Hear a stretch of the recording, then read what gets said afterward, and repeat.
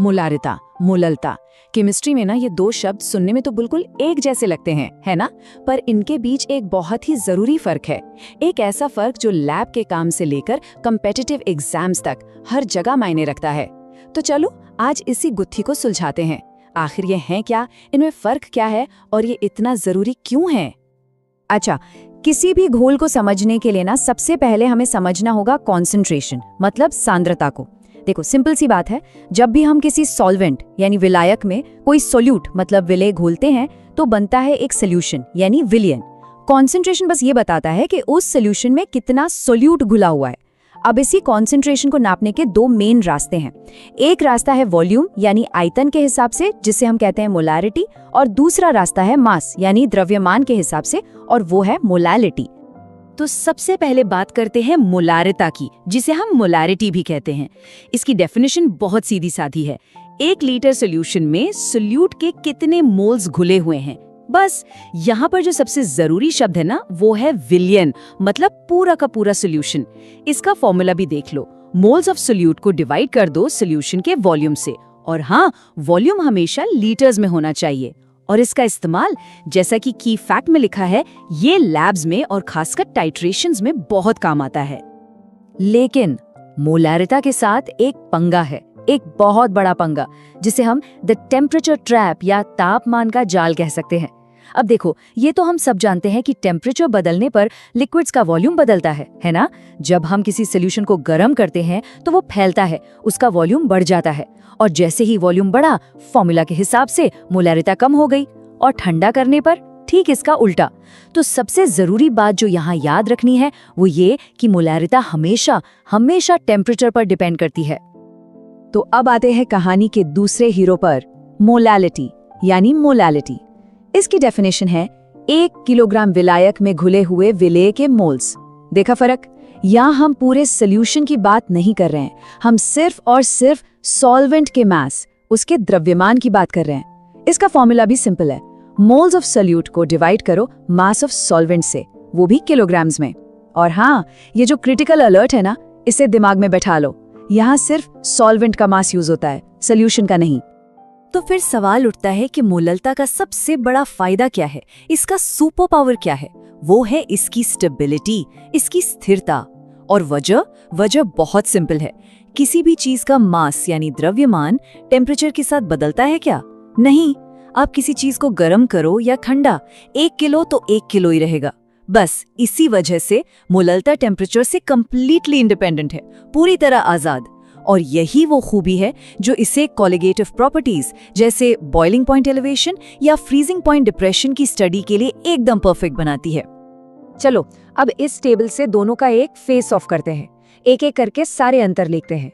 सबसे पहले डेफिनेशन, मोलारिटा है moles per litre of solution, वहीं मोलालिटा है moles per kilogram of solvent. ये सबसे बड़ा फर्क है। दूसरा, डिपेंडेंसी, मोलारिटा डिपेंड करती है वॉल्यूम पर और मोलालिटा डिपेंड करती है मास पर। और इसी वजह से आता है तीसरा पॉइंट, टेम्परेचर इफेक्ट। मोलारिटा टेम्परेचर के साथ बदलती है, लेकिन मोलालिटा वो स्टेबल रहती है।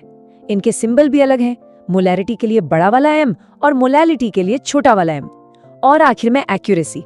सीधी सी बात है, जो चीज टेम्परेचर से नहीं बदलती वो ज्यादा एक्यूरेट मानी जाएगी, तो यहाँ मोलालिटा जीत जाती है।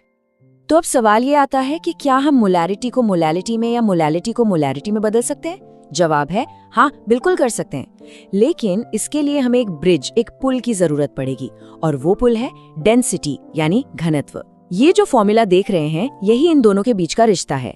एक को दूसरे में कन्वर्ट करने के लिए आपको सोल्यूशन की डेंसिटी और सोल्यूट का मोलर मास पता होना चाहिए।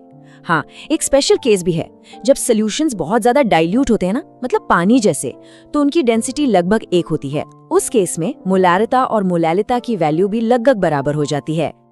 चलो अब एक एग्जाम्पल से समझते हैं कि मोलारिटी कैलकुलेट कैसे करते हैं। सवाल ये है, 10 ग्राम्स NaOH को पानी में घोलकर 500 ml सॉल्यूशन बनाया गया है, तो मोलारिटी क्या होगी?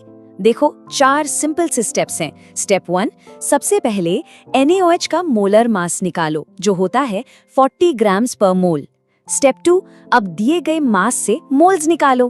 10 को 40 से डिवाइड किया तो आ गया 0.25 मोल। स्टेप 3, वॉल्यूम को ml से लीटर्स में बदलो। 500 ml मतलब 0.5 लीटर। और बस स्टेप 4, फॉर्मूले में वैल्यू डाल दो। 0.25 को 0.5 से डिवाइड किया और जवाब आ गया 0.5 m। हो गया। ठीक है, अब एक एग्जाम्पल मोलालिटी का भी देख लेते हैं। सवाल है 5.85 ग्राम्स NaCl को 250 ग्राम पानी में घोला है, मोलालिटी क्या होगी? प्रोसेस लगभग वैसा ही है। स्टेप 1, NaCl का मोलार मास निकालो जो है 58.5 ग्राम्स पर मोल। स्टेप 2, अब मोल्स निकालो। 5.85 को 58.5 से डिवाइड किया तो आया 0.1 मोल। स्टेप 3, और ये सबसे इंपॉर्टेंट है, यहाँ हमें सॉल्वेंट यानी पानी का मास चाहिए, वो भी केजी में, तो 250 ग्राम हो गया 0.25 केजी। और आखिर में फॉर्मूले में वैल्यू डालो। 0.1 को 0.25 से डिवाइड किया और जवाब आ गया 0.4 m।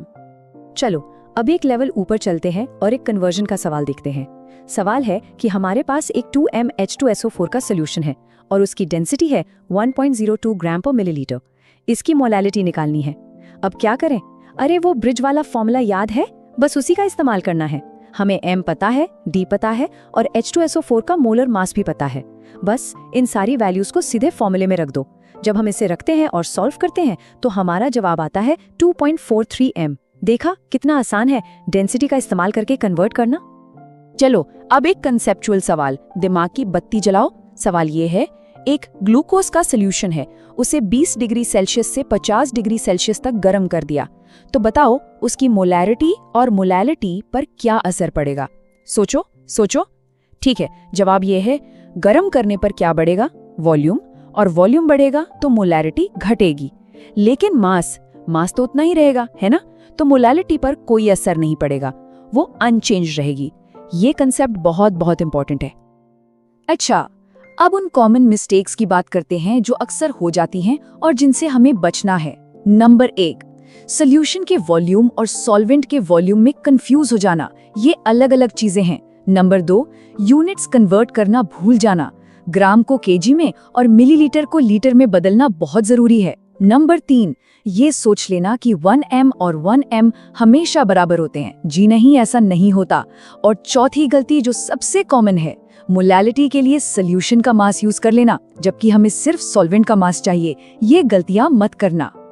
और ये रहा आपका एग्जाम चीट शीट। देखो, मोलैरिटी के लिए बस 3 बातें याद रखो, वॉल्यूम डिपेंडेंट, टेम्परेचर सेंसिटिव और लैब वर्क के लिए बेस्ट। और मोलैलिटी के लिए भी 3 बातें, मास डिपेंडेंट, टेम्परेचर इंडिपेंडेंट और कोलिगेटिव प्रॉपर्टीज के लिए किंग।